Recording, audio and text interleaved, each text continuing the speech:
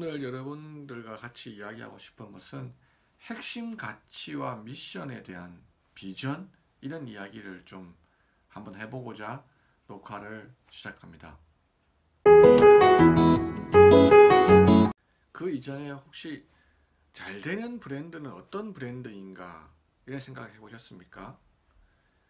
잘 되는 브랜드, 저희 회사도 브랜드를 갖고 있는 회사지만 많은 회사들이 본인 회사의 브랜드를 갖고 있습니다.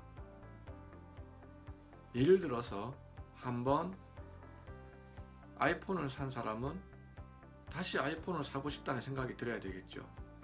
또 한번 갤럭시를 산 사람은 다시 또 갤럭시를 사고 싶다는 생각이 들어야 됩니다. 한번 우리 헤지스라는 옷을 산 사람은 또 헤지스라는 옷을 사고 싶다는 생각이 들어야 됩니다. 바로 잘 되는 브랜드는 마약과 같은 존재가 되어야 된다고 생각합니다. 이런 마약과 같은 존재가 되기 위해서는 이 브랜드를 구성하는 모든 요소들이 일심단결하여 노력을 하여야 됩니다. 자, 이제 비전이라는 것을 설명드리겠습니다. 비전이라고 하는 것은 미래에 도달하고자 하는 바람직한 상태입니다. 미래에 도달하고자 하는 바람직한 이미지, 그 선명한 사진과 같은 그런 이미지를 비전이라고 합니다. 예를 들어서 에베레스트 산을 등반한다고 예를 들어 보겠습니다. 새로운 루트를 개발해서 갈 수가 있겠죠. 기존에 가던 방법으로 갈 수가 있고 또 다른 길로도 갈 수가 있습니다.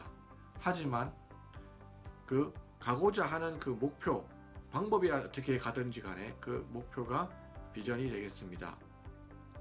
왜 회사에서는 비전을 만들면 자꾸 어딘가에 막 붙이고 자꾸 홍보를 하는 걸까요? 보이지 않는 존재인 회사가 실체가 있습니까? 실체가 없습니다. 보이지 않는 존재를 계속 보이게 만들기 위해서 가상의 주민등록번호인 사업자 등록증을 주고 번호가 있습니다. 우리가 나도 모르게 이야기하는 게 회사에서 이렇게 하라고 했더라, 회사에서 이렇게 하라고 했다. 회사가 실체가 있습니까? 회사가 실체가 없지요. 그 위에 있는 조직 구성원의 누군가가 그렇게 하라고 한 거지 사실은 회사가 하라는 건 아니거든요. 근데 우리는 은연중에 회사에서 이렇게 하더라, 회사에서 이렇게 하더라 라고 이야기하고 상사를 곧 회사와 동일시시키고 무의식 중에 그렇게 하는 것들이 많이 있는 것 같습니다. 자, 다음은 미션을 설명해 드리겠습니다. 미션은 비전에 이르는 과정으로 미래를 향한 기나긴 여정으로서 어떤 경우에는 우리가 가고자 하는 그 비전이 흐릿하게 잘 안 보이는 경우도 있습니다.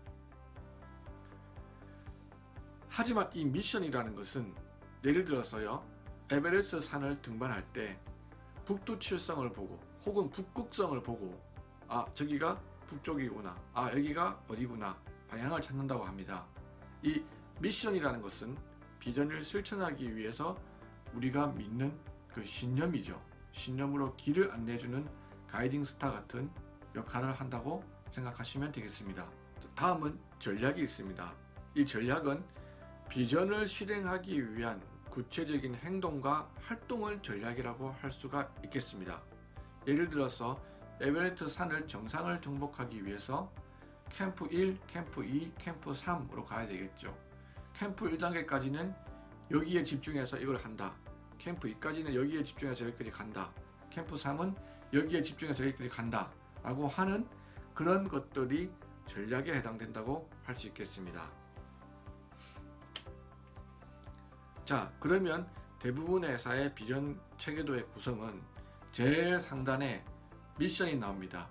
우리 회사에 변하지 않는 사명과 같은 겁니다. 회사 이름이 바뀌거나 사명이 바뀐다고, 회사의 그 이름이 바뀐다고 하더라도 이 미션은 변하지 않는 것이죠. 그 다음 핵심 가치가 있습니다. 이 미션을 실행하기 위해서 우리가 이것이 옳다고 믿는 신념적인 행동들입니다. 그게 코어 밸류가 되겠습니다. 그리고 비전이 있죠. 비전. 어느 시점에 우리가 바라는 우리의 모습을 비전이라고 합니다. 그리고 그 전략이 있습니다. 전략은 이 비전을 달성하기 위해서 올해의 전략, 또 그 다음의 전략, 또 그 다음의 전략이 달라질 수가 있겠죠. 하지만 달라지지 않는 것은 뭡니까? 미션, 코어 밸류는 달라지지 않는다. 비전은 언제 달성해야 될 비전의 목표가 있기 때문에 달라지고, 전략도 그 비전을 달성하기 위해서 해마다 달라질 수가 있습니다. 자, 그래서 우리 LF의 비전 체계를 잠깐 설명드리면, 우리의 미션은 변하지 않는다 했죠. 미션은 브랜드를 통해서 고객의 삶을 향상시킨다. 우리는 브랜드를 통해서 고객의 삶을 향상시킨다라는 이런 큰 미션이 있고요. 또 변하지 않는 핵심 가치가 패션, 이노베이션, 에틱, 이렇게 세 가지가 있습니다. 현장에서 즉시 결정하고 실행한다. 1등을 위하여 어제와 다르게 일한다. 언제나 선택의 기준은 정직과 공정이다. 이 세 가지의 핵심 가치가 있습니다. 자, 그러면 이제 조직의 핵심 가치, 미션, 비전, 전략, 이런 개념들은 핵심적인 것을 다 알려드렸다고 생각됩니다. 혹시 여러분들은 이 영상을 보시고 계신 여러분들은 초등학교 때 꿈이 무엇이었습니까? 대부분 초등학교 때는 대통령, 과학자, 지금 초등학생은 유튜버, 이런 것들을 많다고 합니다. 혹시 여러분들은 초등학교 때 꿈을 이루셨습니까? 왜 대부분의 사람들은 초등학교 때 꿈을 이루지 못하고 있는 걸까요? 꿈은 이제 우리가 우리 조직에 입사한 신입사원, 물론 입사하기 전에 면접이라는 단계에서는 10년 뒤의 비전, 15년 뒤의 비전을 질문으로 물어봅니다. 그 질문에 대해서는 나는 10년 뒤에 뭘 하겠다, 15년 뒤에 뭘 하겠다라는 것을 생각해 주시면 굉장히 좋고요. 입사하고 난 뒤에는 이제는 그런 질문을 별로 안 하겠죠. 입사하고 난 뒤에는 꿈은 반드시 명상일 필요가 있습니까? 현실적으로 어떻게 실천해야 됩니까? 이런 고민들을 할 필요가 있을 것 같습니다. 비극은요, 목표에 도달하지 못한 게 비극이 아니라 도달하고자 하는 목표가 없었던 게 비극입니다. 하루하루 무사히 사는 게 비극이라는 거죠.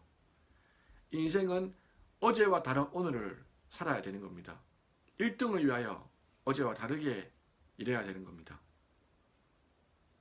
인생의 비극은 도달하고자 하는 목표가 없었다는 게 비극인 거죠. 회사에서는요, 보이지 않는 존재인 회사에서는 보이게 하기 위해서 계속 미션이라는 게 있습니다. 그리고 어떤 애는 어떤 목표가 있다는 것을 비전이 있습니다.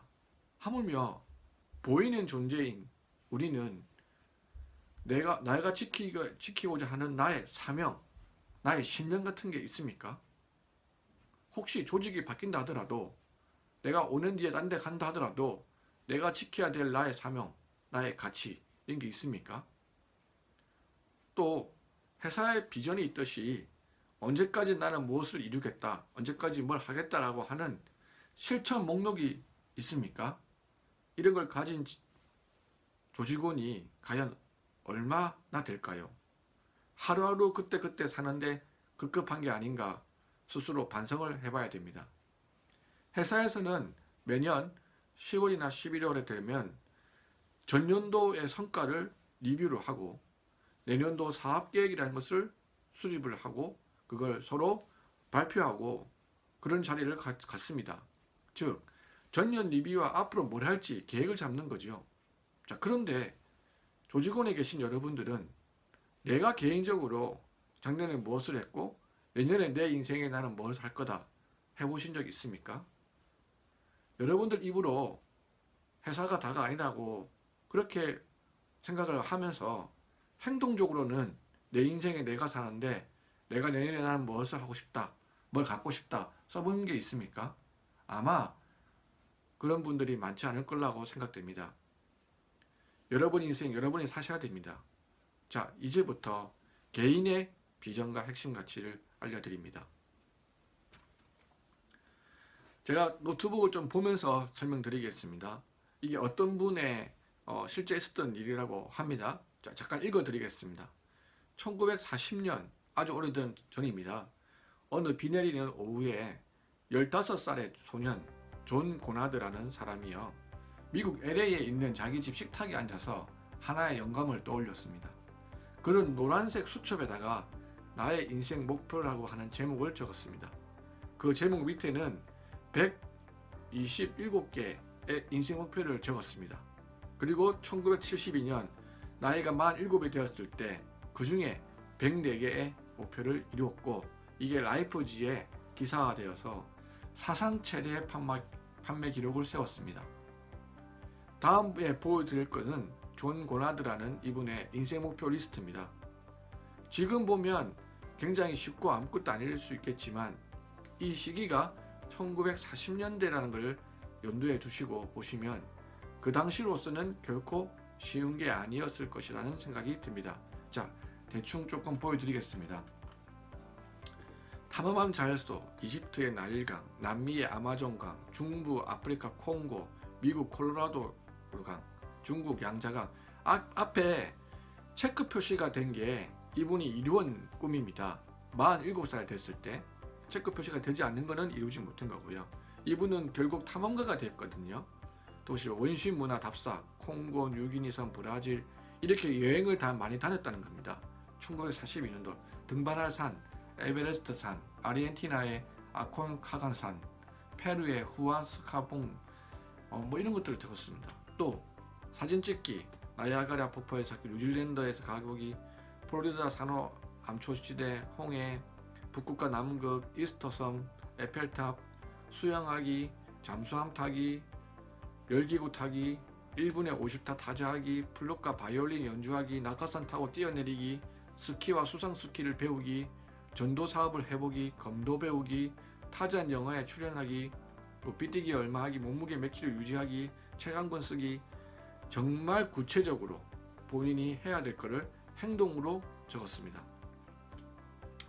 자, 그래서 여러분들은 제가 신입사원으로 입사하는 여러분들에게 권해드립니다.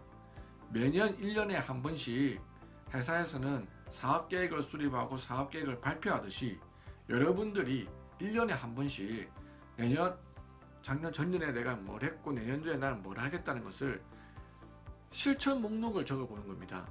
이게 굉장히 중요한 것 같습니다. 자, 첫 번째는요, 사명서는요, 변하지 않는 나의 약속입니다. 내가 어떤 일이 있어도 난 이건 지킨다 하는 것을 문장으로 한 문장 혹은 세 문장 정도를 써서 냉장고 앞에 붙여 놓으십시오. 자꾸 눈에 보이게 해야 됩니다. 아니면 책상 앞에 붙여 놓으시든지요. 나는 이건 꼭 지킨다 하는 약속, 신념을 적어 놓으시고요. 이거는 변하지 않는 겁니다.